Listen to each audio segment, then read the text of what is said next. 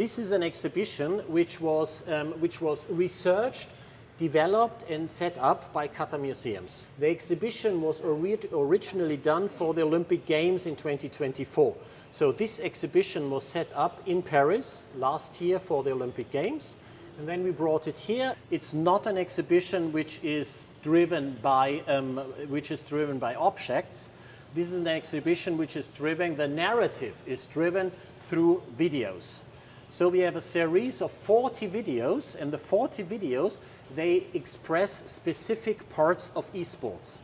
And of course, there's a didactic approach. I give you the first one, for example. So this is the basic. I mean, you know what is the difference between esports and gaming, but most of the visitors don't know.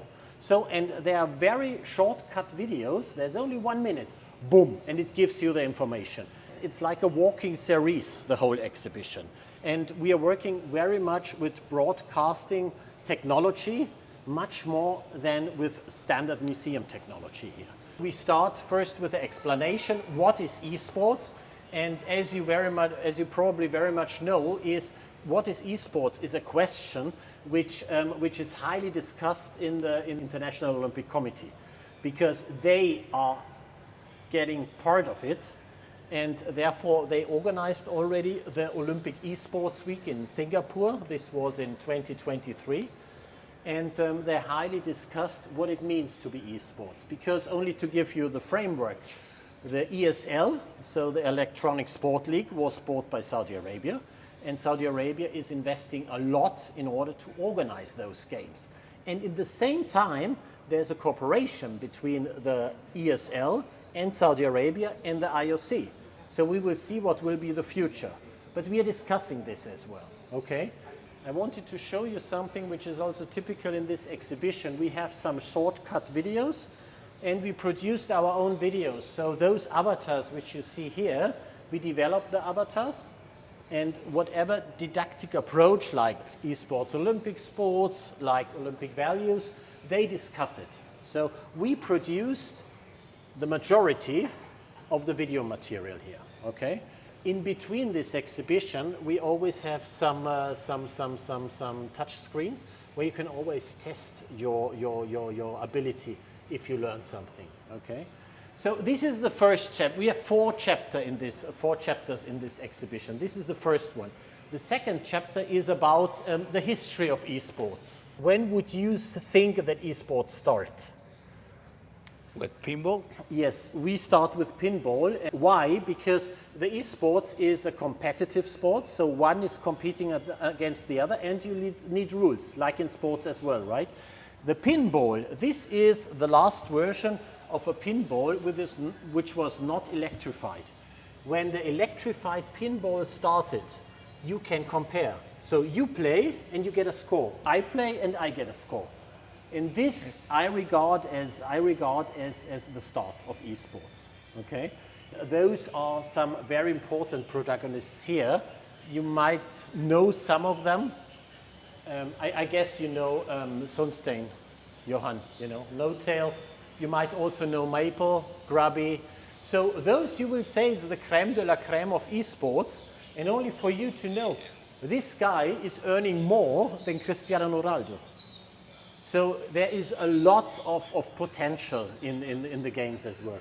To repeat it again, for us, it's extremely important that this exhibition is an exhibition for everybody. So it's for the parents, much more interesting than for the kids, because the parents can learn what it is about, and perhaps they might understand what the kids are doing the whole night, you know. This chapter is about We Are Esports. It's about the people who stand behind the esports, okay?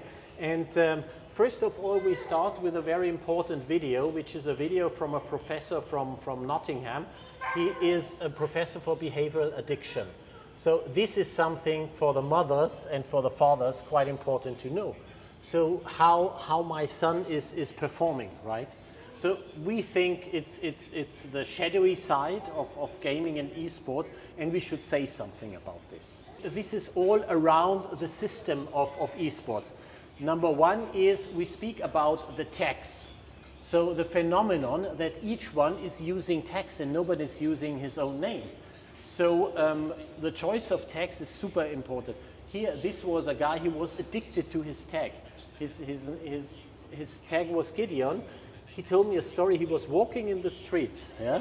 And if somebody calls him by his name, he would not react anymore. He only reacted, and this shows you how the metaverse is getting into real life.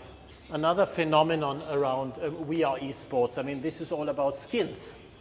And I guess we have, I think this is one of the most beautiful skins. It was launched in 2019 in Singapore, where Louis Vuitton decided to enter into the market. The same, by the way, is celebrities. So celebrities who entered into the market, right? So, I mean, he's super important because Jackie O'Neill, he invested basically everything in esports, and this is Nats Mikkelsen, so he's one of the players, and I don't know, have you seen? Yes. Post Malone? So this is he's in Envy Gaming now. Cool. Here you have the volunteer work, and here we get a little bit more into the society. We speak about inclusion, specifically in contrary to traditional sports. Esports is extremely inclusion because you can be woman, you can be man, you can always play with a team. You don't have to come to a special nation.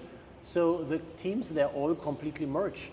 Here we go to professionalizing esports, which means that how it is used. Also, everybody knows that to gaming, doctors are gaming, and many other industry are completely gaming. And here we come to the end, and the end is about learning, education, scouting, college esports. How this is implemented into the educational system. What do you think about to put these kind of programs or museums in countries like Mexico, for example? So the college esports is extremely, here you say, 60% of the US universities, they have college esports.